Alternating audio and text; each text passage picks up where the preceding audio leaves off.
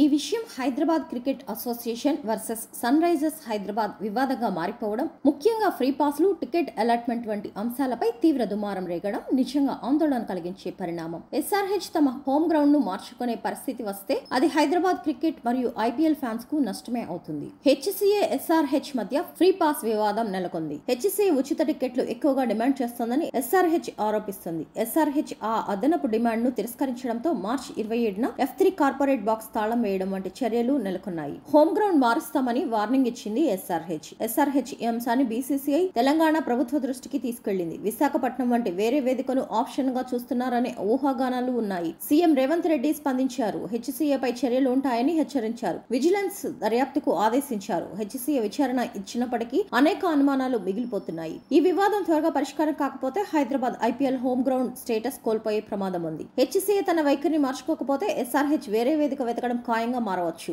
BCCI జోక్యం చేసుకుంటుందా లేక ప్రభుత్వం నేరుగా చర్యలు తీసుకుంటుందా అనేదే ఇప్పుడు కీలకం.